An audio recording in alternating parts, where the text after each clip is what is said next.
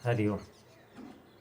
जैसे पिछले वीडियो में हमने सजगता को समझा था, योग में एक और शब्द आता है चेतना, जिसका हम अधिकांशतः प्रयोग करते हैं। तो आज हम समझने का प्रयास करेंगे कि चेतना क्या है।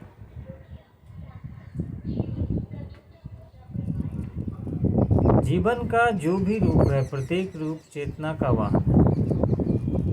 हमारा जो मूल स्वभाव है वह चेतना ही है, और चेतना संसार में सभी चीज़ों में विद्यमान है। पत्थर से लेकर एक कोशिका जीव हो, पेड़ पौधे हों, मनुष्य हो, चेतना सब में है। मगर चेतना की अभिव्यक्ति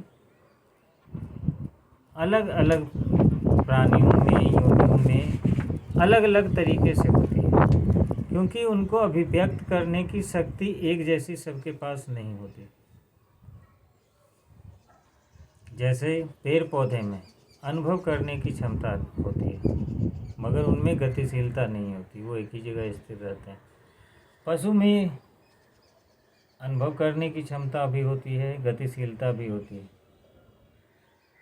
ये दोनों चीज़ें मनुष्यों में भी है, लेकिन मनुष्य में इसके अलावा एक और विशेषता है कि वो जागृत होता है, वो सजग हो सकता है, जिसका वर्णन मैंने पहले किया था। तो हम चेतना को नहीं बढ़ा घटा सकते हैं। चेतना बस है, वो अनंत है, असीम है। तो जब अनंत है तो उसको बढ़ा क्या सकते हैं। तो हम विकास, सजगता के विकास के द्वारा हम चेतना को जानने, समझने और उसको पूर्ण रूप से अभिव्यक्त करने की क्षमता प्राप्त करते हैं। जैसे पशु सजग नहीं होते, अंतः शक्तियाँ उसमें भी है, मगर उनमें जानने समझने की क्षमता नहीं होती, क्योंकि उनकी संरचना ही ऐसी होती है।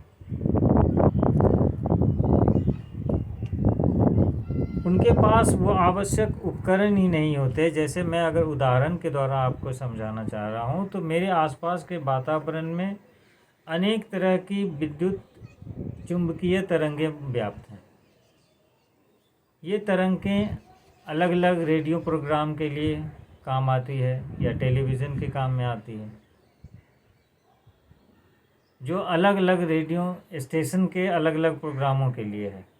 मगर हम डायरेक्ट उन तरंगों को पकड़ के वो चीज़ें नहीं सुन सकते, क्योंकि हमारे पास वो क्षमता नहीं है, वो उपकरण नहीं है जो उन तरंगों को बदल सके हमारे सुनने लायक क्षमता में। तो वो उपकरण जो है रेडियो का ये काम करता है। रेडियो में वो क्षमता है कि उन तरंगों को पकड़ ले, या टेलीविज़न का जो हम लोग लगाते हैं ऊपर छतरी, उसमें वो क्षमता है कि वो उसको कैच करे और टेलीविज़न के माध्यम से आपको देखने और सुनने योग बना दे। तो यही सिद्धांत चेतना पे भी लागू होता है कि चेतना जीवन के सभी रूपों में है, लेकिन उसको जानने समझने की क्षमता सिर्फ हमारे अंदर होती है, इंसानों के अंदर। बहुत लोग चेतना को मस्तिष्क समझ लेते हैं कि या मस्तिष्क का ही एक कार्य मान लेते हैं। ये भी मान लेते हैं कि चेतना पूर्ण रूपेण से मस्तिष्क के ऊपर निर्भर है। लेकिन अगर ऐसा होता तो हम मस्तिष्क और मन की गतिविधियों को कैसे देख पाते? क्योंकि अगर हम उसको देख पाते हैं, निरीक्षण कर पाते हैं, तो चेतना का मन और मस्तिष्क से अलग होना आवश्यक है।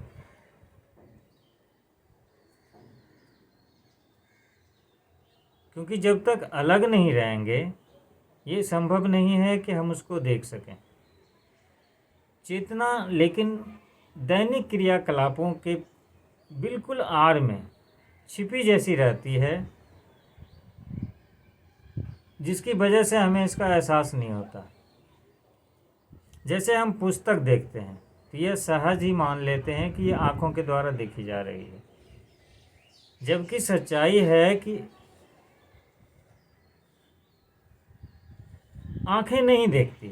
ये तो एक उपकरण मात्र है जो बाह्य जगत और चेतना के बीच एक संबंध स्थापित करता है। ऐसे ही मस्तिष्क भी देखने और सुनने का कार्य नहीं करता, वह भी एक इंद्रिया मतलब एक उपकरण के रूप में ही काम करता है। चेतना के अभाव में ना आपकी कोई इंद्रिय काम कर पाएगी, ना ही मस्तिष्क। जैसे जैसे सजगता के द्वारा, अगर आपकी सजगता, जिनमें सजगता पूर्ण रूपेण विकसित हो जाती है,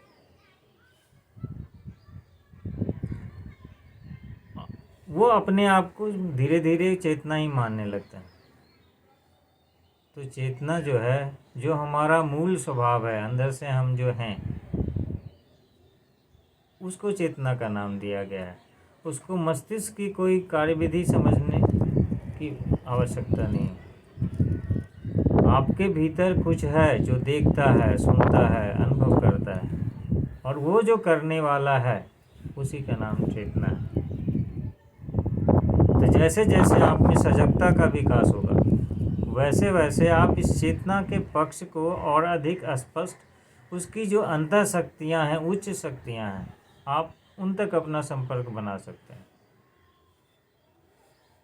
योग में इसीलिए सजगता का इतना महत्व है कि आप कुछ भी करें तो सजगता के साथ करें, कि आखिर धीरे धीरे योग के उच्च अभ्यासों में जो पहुंचना है, हमें वहीं पहुंचना है। हरिओम।